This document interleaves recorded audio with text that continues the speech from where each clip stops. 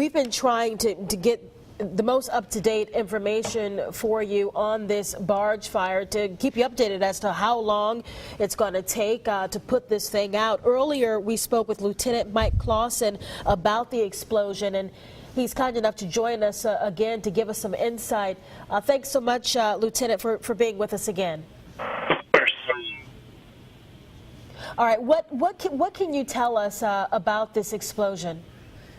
Around 8 o'clock, we received a report that an explosion happened on a liquefied natural gas, or LNG barge.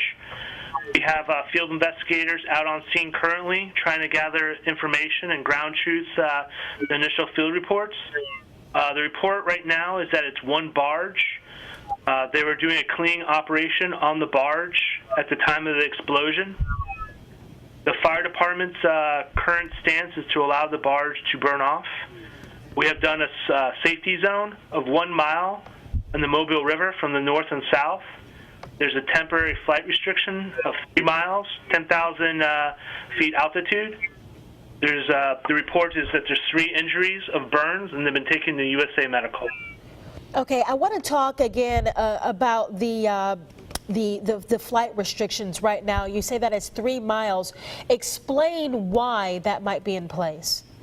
Well, we liaison with the FAA and tell them the situation, and they determine the miles and the altitude.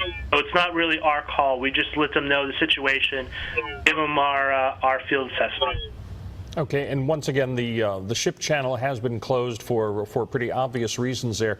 How long do you anticipate, based on your experience in the Coast Guard, this kind of thing to continue? Well, the 1 mile safety zone from the north and south, what we'll do is we look at vessels, commercial vessels in the queue to see the impact on traffic. That's the situation as it develops, and determine when we can lift the safety zone. Provide marine information broadcast to mariners on the hour to let them know in the situation and the safety zone, and if there's any information as updates on the information. Now, how many ships are waiting to come up the Mobile Ship Channel? Do you know? Commercially, right now, we don't have very many ships. There's only a few vessels, what we call in the queue. They're scheduled to come in later on tomorrow. So we'll assess the situation and determine if it's safe to allow the commercial vessels to transit the channel if the barge is still on fire, or if there's any danger to those vessels. Now, are your crews nearby, or have they sort of taken shelter in place away from the scene as well? We have crews on scene. They're doing assessment as much as they can, but they're obviously cognizant of safety time. So as much information as they gather in a safe location, that's what they're doing.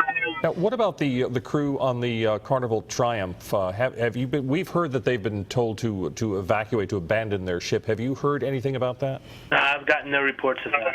Mm-hmm. In terms of how long we could be here, we heard the fire chief say we could be here all night. Can you give us any kind of perspective, in terms of dealing with these natural gas explosions? How long it could take? Is there a way to gauge if we're close to this burning out or not? Well, our field assessment will actually determine whether how much natural gas was in the barge.